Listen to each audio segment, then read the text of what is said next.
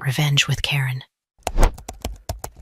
I love your ring, Leela said, dragging out the sarcasm like she was auditioning for a soap opera no one asked to watch.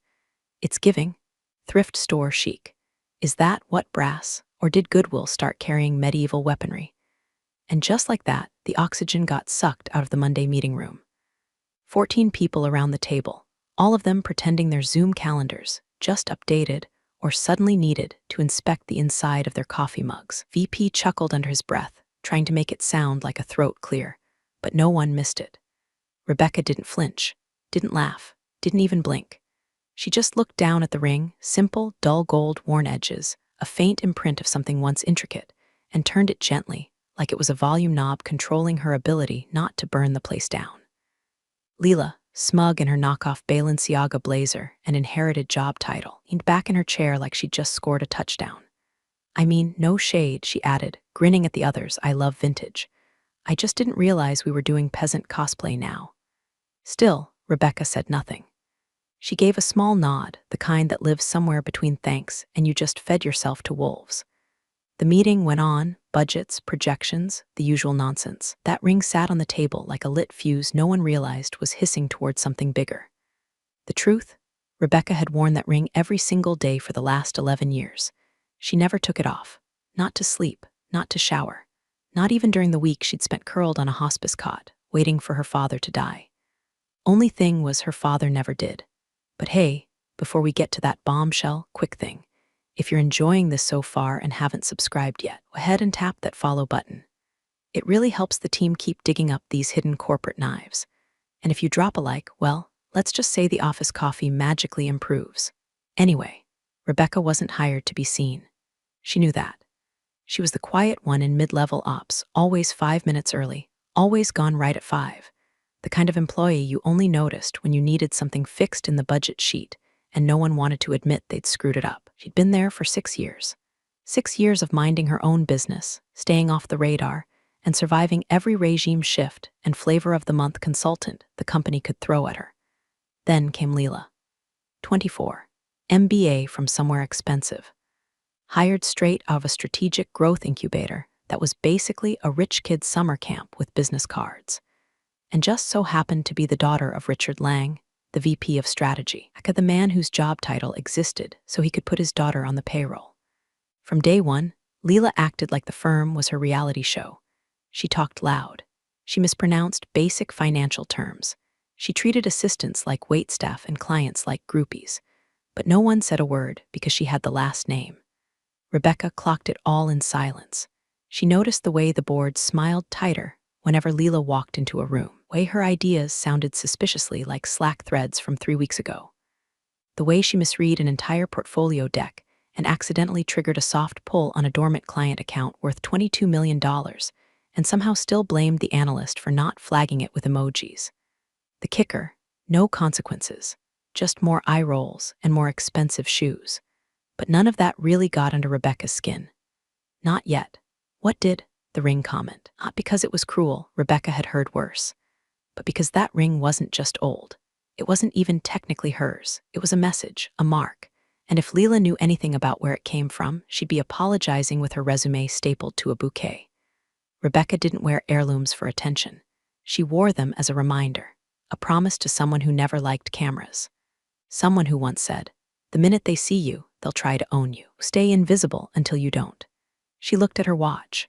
Elias Rourke, the firm's biggest, oldest, richest client, was due in 2 hours, and he would recognize the ring.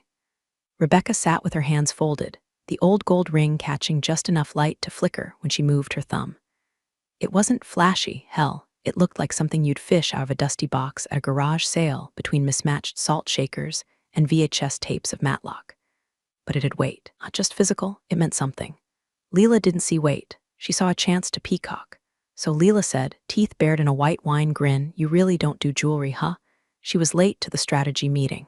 Again, half a Starbucks frap in one hand, her company-issued iPad in the other, clutched like it contained state secrets instead of a Pinterest vision board of business synergy. Rebecca didn't answer. Just sipped her black coffee, as always. Leela took that silence as an opening. She tossed her jacket on a spare chair and dropped into the seat next to Rebecca, on purpose, of course, and turned the full wattage of her performative concern on her. I mean, that ring, Leela continued, waving her straw toward Rebecca's hand like it had personally offended her. Where did you find that? A Renaissance fair?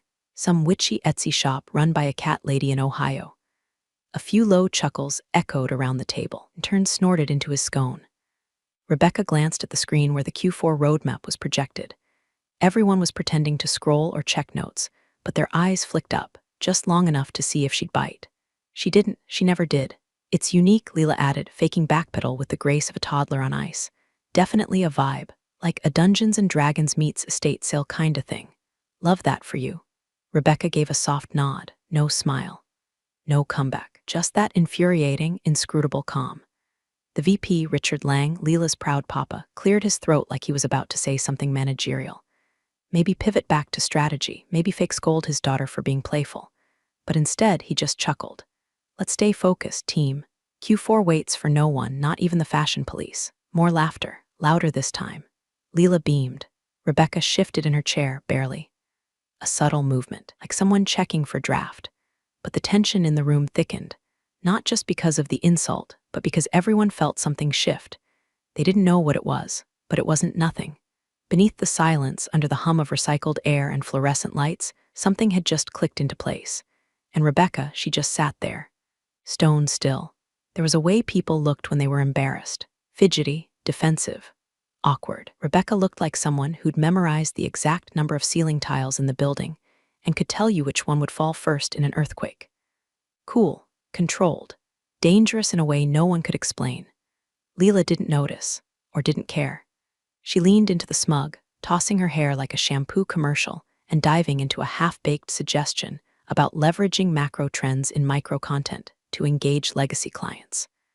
Rebecca didn't look at her. She looked past her.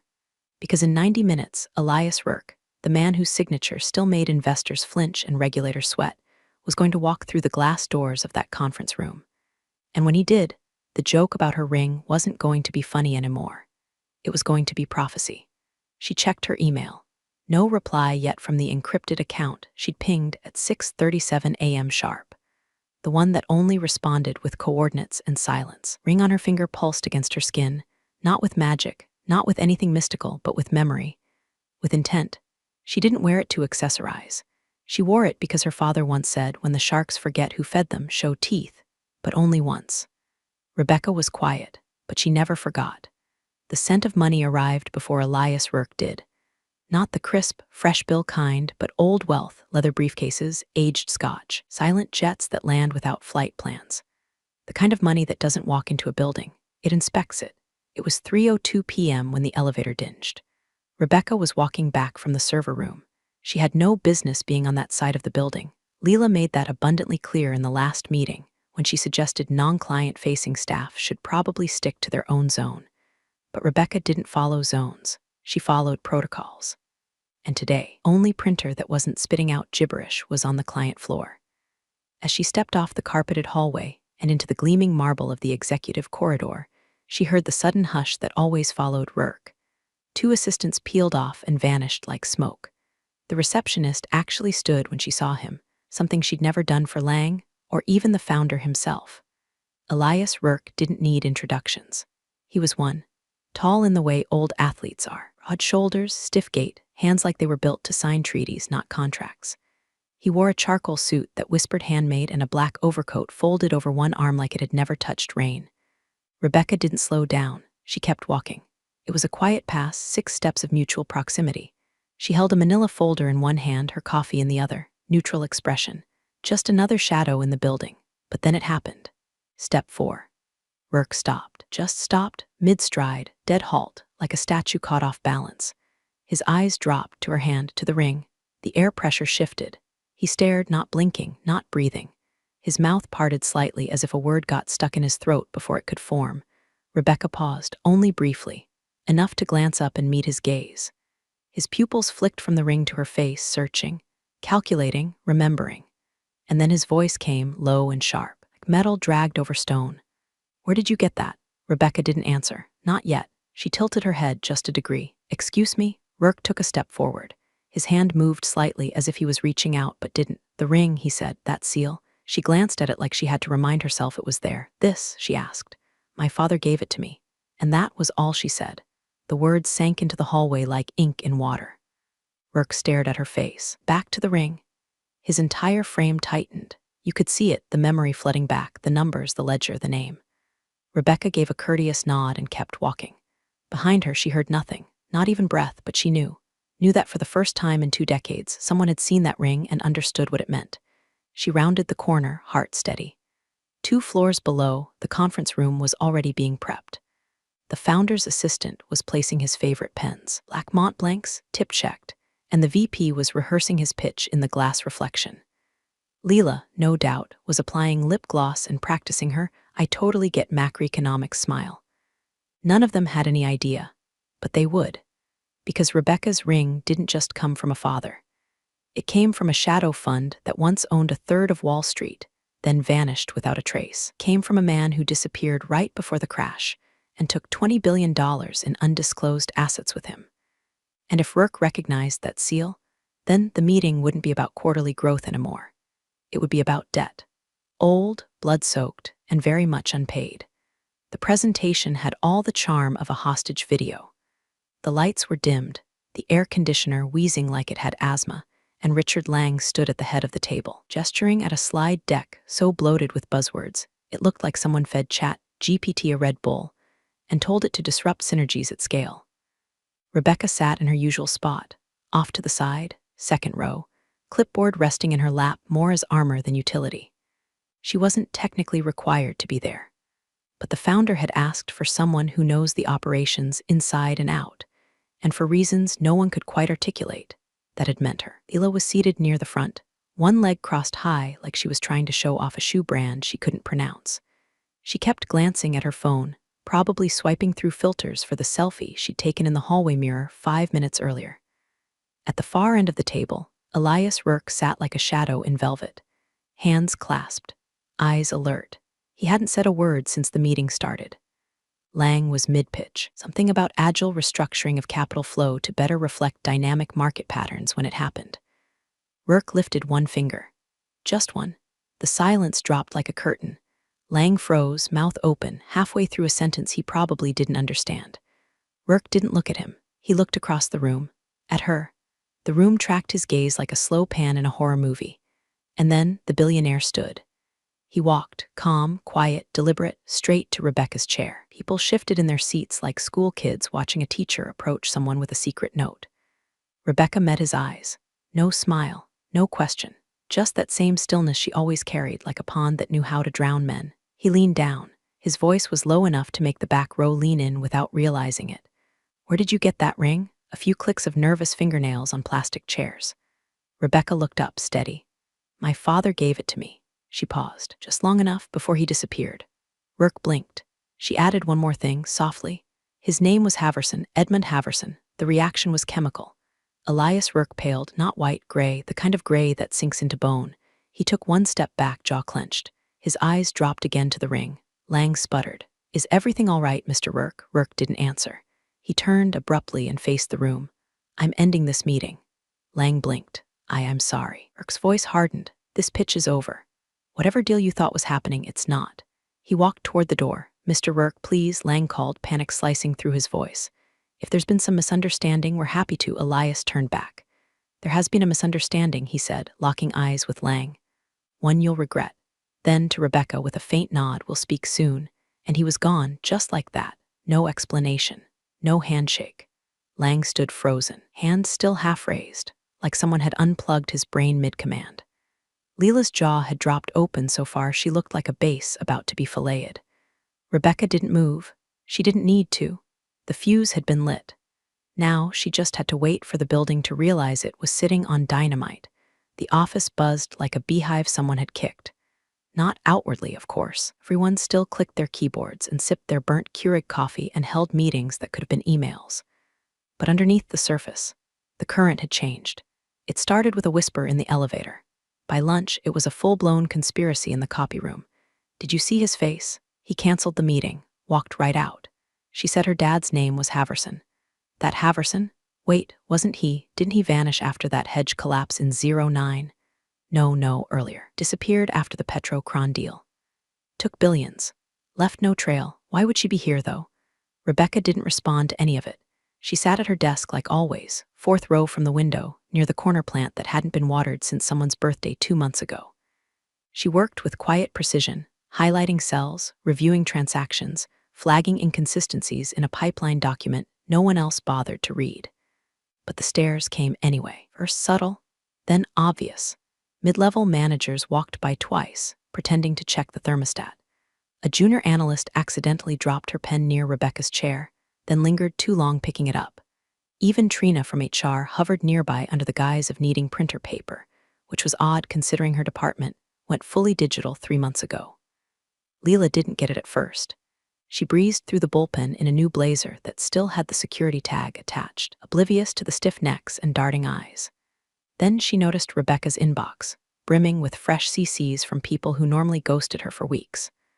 Or the way the board chair's assistant, who usually treated everyone below VP level like furniture, stopped by Rebecca's desk with a neutral smile and said, "If you need anything at all, just let us know." That's when Leela's confusion turned sour. Leaned against her father's glass office door later that afternoon, arms folded. "Dad, I don't get it. Why is everyone acting like she's a Kardashian?" Lang didn't answer right away. He was sweating. On his screen, a paused Bloomberg interview from 2001. A much younger Elias Rourke was sitting beside a silver-haired man in a bespoke charcoal suit. The Chiron read, "Haverson funds quietly back Petro-Kron acquisition." In the man's hand, a ring. Lang stared at it. Same dull gold, same insignia. Same damn ring. "I thought he was dead," he muttered. Leela furrowed her brow. "Who?" Lang's lips thinned into a grim line. "Edmund Haverson, silent financier. Reclusive, brilliant, dangerous." He looked at his daughter. "That's her father." Leela laughed. "What, the Goodwill ring guy?" Lang didn't laugh. "Do you know how close this firm came to collapse in 2003? He said. "Haverson bailed us out. Quietly. Through a holding firm no one could trace. No contracts, no press, just capital. But the board knew. They called it the ghost ledger." "Okay," Leela said, waving it off. "But why would she work here if she's like heiress to some billionaire cabal?" Lang leaned back, eyes distant. "Maybe she's auditing us." That thought hung in the air like smoke. Downstairs, Rebecca kept working. Her inbox pinged. Subject line, compliance request. She opened it. "A member of our team would like to confirm your familial connections, as per the firm's disclosure protocol." She closed it without replying. 2 minutes later, she flagged a $240K discrepancy in a global transfer account no one had reviewed in 18 months. She sent it up the chain, no fanfare, just facts. She wasn't here to explain herself. She was here to observe, and the house was starting to creak. The second time Elias Rourke walked through those glass doors, he didn't wait for permission. No elevator escort. No reception desk announcement. Just the soft press of Italian leather soles on marble, his coat already off, folded neatly over his arm like he'd walked straight out of a courtroom and into a reckoning. This time, he asked for no conference room. No staff. Just her. Rebecca stood when he entered.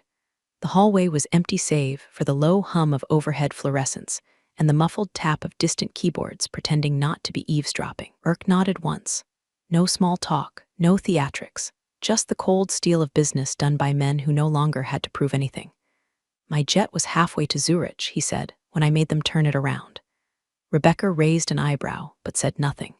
He stepped closer, eyes scanning her face like he was confirming a theory he didn't want to be true. "I didn't believe it at first," he muttered, "that he had a daughter, let alone one who'd walk through the fire to sit in the middle of this mess. But then I saw the ring." She let the silence stretch. "You knew what would happen when I saw it," he said. "I suspected," she replied. He exhaled slowly, as if the weight of a decade finally gave out. "Your father," Rourke said, "was the only man I've ever watched bankrupt a nation without breaking a sweat. He pulled us out of the gutter in 2003, quietly, without credit. The board begged him for a deal. He gave it to them, but on one condition." Rebecca tilted her head. "No record." Rourke nodded. "No trace, no contracts, just one sealed agreement. A silent founding partnership, undocumented, unspoken, and protected by blood." He looked down at her hand. "That ring, that's the only copy." For a moment, it was just them, two shadows in a corridor built on secrets. Rourke reached into his coat pocket and pulled out a small black card, embossed, unlabeled. "There's a vault in Geneva," he said. "Inside it, your father's final ledger. He told me you'd come one day. And when you did, the firm would already be testing you. He handed her the card. Welcome to the audit. Rebecca didn't flinch. She slipped the card into her folder like it was a meeting note. Later that afternoon, while Lang scrambled to control the rumor mill and Leela sat fuming in a boardroom brainstorming engagement strategies, Rebecca returned to her desk. He didn't speak to anyone. She logged into a secure terminal, the one only 2 people in the firm knew existed. She opened an encrypted portal and typed 9 lines of code, lines passed down from father to daughter like a lullaby written in algorithms. The screen flickered. A green seal appeared, active. She began making calls, not loud ones, not panicked. Old numbers, obscure extensions. Most rang twice before someone picked up and said nothing at all. He sent 3 emails. No subject lines, only strings of numbers. Each ended with a single letter. H. Downstairs, the front desk buzzer rang. The courier wasn't dressed in a suit, no badge, just a gray wool coat and an expression that said, "Don't ask." He carried 1 envelope, no postage, no return address. Thick ivory parchment, sealed in red wax. He handed it to the receptionist and left without a word. Name on the front was written in deep ink, to the chair of the board. Eyes only. Upstairs, Lang stood in front of the mirror in the executive washroom, trying to calm his breathing. He adjusted his tie, rubbed his temples. He still thought he had time. Still believed this was just a PR hiccup. A rogue intern with a rich daddy. He didn't know the seal had already been broken. Didn't know that somewhere inside the vault, beneath layers of encryption and non-disclosure fog, there existed a document, signed by every founding partner, co-signed by Edmund Haverson, with 1 clause written in plain language: if ever the firm forgets where it came from, remind them. Rebecca watched the delivery alert ping her screen. She didn't smile. She didn't need to. Richard Lang's voice boomed louder than the Monday crowd at a failing steakhouse happy hour. "I don't care what kind of soap opera this is turning into," he barked across the floor, red-faced and sweating through his collar. She undermined the meeting. Rourke walked. The client walked. That's insubordination. Hell, it's sabotage. Rebecca stood in front of his desk, arms relaxed at her sides, like a patient watching a doctor misdiagnose his own tumor. "She didn't say a damn word in the meeting," said Jenna from compliance quietly, seated along the glass wall, arms crossed. Lang ignored her. "She's been disruptive," he snapped, jabbing a finger toward Rebecca. "She's had access to files she shouldn't. She's made unauthorized calls. She's refused to respond to compliance protocols. I flagged a $240,000 internal discrepancy 2 days ago." Rebecca interrupted, voice flat. "You approved it." He faltered. "That's beside the point." "Which point?" she asked, still calm. "The money, the silence, or the part where I exist outside your little sandbox?" Lang pointed to HR as if they were a security team. "Suspend her, effective immediately." "Take her badge, her credentials." That's when the knock came. 3 sharp raps on the office glass. Everyone turned. Standing there, Karen from legal, Alan from internal compliance, and 2 board members Rebecca had only seen in passing, the kind who lived in quarterly shadows and made decisions in 6-figure increments. Between them stood Chairwoman Delgado. Silver hair, ice-cold presence. A woman with a voice like fine glass, beautiful, brittle, dangerous to mishandle. Alan opened the door. "Mr. Lang," he said smoothly, "we need a moment of your time." "I'm in the middle of something," Lang snapped, gesturing at Rebecca like she was a paper jam. "You're in the middle of a formal breach," Delgado said, stepping forward, "which concerns all of us." She handed him the envelope. Lang stared at it, confused. Thick parchment, red wax seal, embossed insignia that hadn't been seen since the firm's founding. His fingers trembled. Broke the seal. He pulled out 4 sheets of paper, aged but pristine, typewritten. The final page had 6 signatures. One of them unmistakably read, Edmund Haverson, and beside it, silent founding partner, permanent equity stakeholder, non-dilutable. Lang's face drained so fast he looked like a corpse in business casual. Delgado spoke first. "This contract was stored in our Geneva Records vault, per Legacy Clause 3A. Was triggered automatically when a Haverson heir presented the identifier, an artifact codified as proof of lineal authority." Rebecca's ring gleamed under the fluorescence. Lang's lips moved, but nothing came out. Delgado continued, as if reading from a gravestone. "This firm would not exist today without that funding. The bailout in 2003 was not charity. It was a buy-in, one we buried too quickly and forgot too easily." Karen from legal added, "The clause also stipulates an observational period. Should a Haverson heir return, their presence is not subject to executive oversight." Any attempt to block, demote, or terminate said heir voids the firm's founding agreement. Lang staggered back like he'd been shot. Who let her in? He croaked. Delgado turned. You did, when you let entitlement replace merit. Across the glass, Leela watched the scene unfold from her corner cubicle, mascara starting to run. One intern whispered, "Oh my God, she's that family." Rebecca said nothing. She didn't gloat, didn't flinch, didn't so much as blink as Lang collapsed into his chair, mouth slack, contract still trembling in his hand. Delgado turned back to Rebecca. "Would you like to address the board?" Rebecca simply shook her head. "Not yet." Outside, phones rang, emails fired, rumors calcified into gospel. And Leela, for once, didn't say a single word, just sat there, staring at Rebecca's ring like it was ticking. The founder's office hadn't changed in 20 years. Same mahogany walls, same brass lamp with the crooked shade, same photo of the original partners in black and white, all smiles and cufflinks before the money really hardened them. Rebecca stood in front of the desk. Across from her sat Malcolm Brandt, the man whose name was still on the building, even if the board had done their best to turn him into a figurehead. His hands were folded over a leather blotter, his mouth set in a line that could mean regret or rage. "Haverson," he said finally. "I never thought I'd hear that name again." Rebecca's voice was level. "Then you weren't listening." Brandt let out a sigh that seemed to rattle from his bones. "You're his daughter?" She nodded. "You look like him," he said, staring. Same stare, same silence. He tapped a finger on the desk, slow and rhythmic, like he was counting sins. "Always wondered what happened after 2003. He bailed us out and vanished. No trail, just gone." "He didn't vanish," Rebecca said. He stepped back. Brandt tilted his head. He watched, she continued, for 2 decades. Watched how the firm used the capital. Watched who took credit. Watched who got lazy. Her tone never rose, but each word landed with the precision of a scalpel. He knew the day would come when the firm forgot who built its foundation. The wrong people started inheriting what the right ones earned. Brandt leaned back. "So you came to punish us?" "No," she said. "He asked me to observe." She took a folded piece of paper from her bag, unfolded it, laid it on the desk. "I started here 6 years ago under a different name. Entry level, no fanfare, no notice. I watched your processes, your culture, your people." She looked him dead in the eye, "And how you treat those with no name." Brandt swallowed. "Lang," she said, "failed immediately. Nepotism, ego, gross incompetence passed off his vision. He weaponized his daughter's entitlement like it was currency." Brandt closed his eyes for a second. "You're not wrong." Rebecca didn't smile. "I never expected kindness or even recognition. But I did expect competence. I expected integrity. You gave me neither." Brandt opened his desk drawer and pulled out a letter.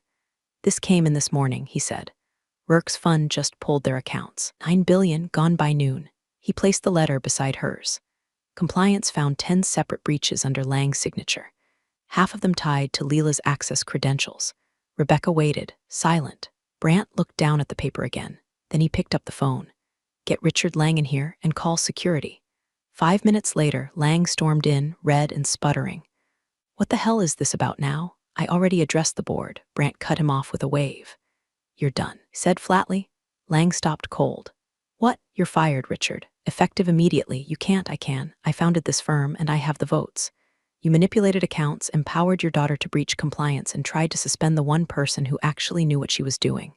Lang's face drained. 2 security guards stepped in behind him. "Escort him out," Brandt said. "No stops. No speeches." Lang turned to Rebecca, eyes wild. You did this." She met his gaze. "No, Richard, you did." Leela appeared moments later, halfway through a fake cry that collapsed the second she saw the guards. "No, wait, Dad. You said I was untouchable." She sobbed, mascara streaking. "You said they couldn't fire me." Brandt nodded at the guards. "Escort her too." "I didn't do anything," she shrieked, grabbing at the wall. "It was just a joke." "I didn't know, but the guards already had her." As the door shut behind them, the office went still. Brandt exhaled. Rebecca turned to leave. "Rebecca," he said. She paused. He looked at her with something between apology and awe. "Was this always the plan?" "No," she said softly.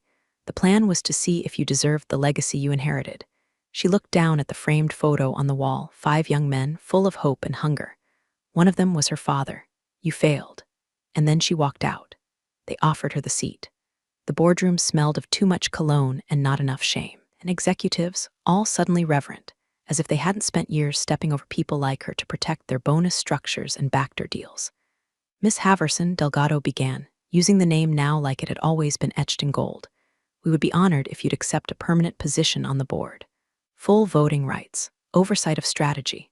Whatever you need, we want you here. Rebecca looked around the table. The founder sat at the head, hands steepled, face carved from regret. The same man who once watched Lang laugh off an intern's ideas now sat silent while the intern's daughter rewrote the firm's fate. She didn't answer right away. Instead, she reached into her satchel and pulled out a small black velvet box. No logo, no clasp, just a plain matte cube. She opened it, removed the ring, and set it inside like she was closing a chapter in a book she never meant to write. "You want me on the board," she said. Elgato nodded. "Yes." Rebecca closed the box. "No." A beat of stunned silence. "No?" Someone repeated. She slid the box across the table. It landed in front of the founder with a soft thud. "I didn't come here to collect power," she said. "I came to collect truth." She stood slowly, calm, graceful, like the ending of a storm, not the start of one. "This place forgot what respect looks like," she said, eyes sweeping across the table. "I just reminded you." She turned to go. The founder said. She paused in the doorway. "You're just leaving?" "I did what I came to do." A pause. "Then what happens now?" he asked, voice barely above a whisper. Rebecca looked over her shoulder. "Don't worry," she said. "I won't shut it down." A half smile. Yet, and then she walked out. No fanfare, no applause. Just the sound of her heels clicking against the polished floor like a countdown. Downstairs, phones began to ring. Urgent, repeated. The CFO's assistant stood up. Sir, there's a withdrawal from the Rourke account."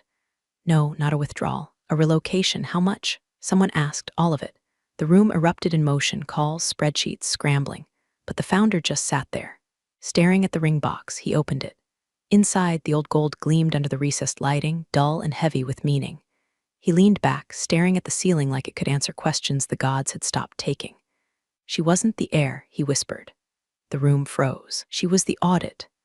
And by the time they understood what that meant, Rebecca Haverson was already gone.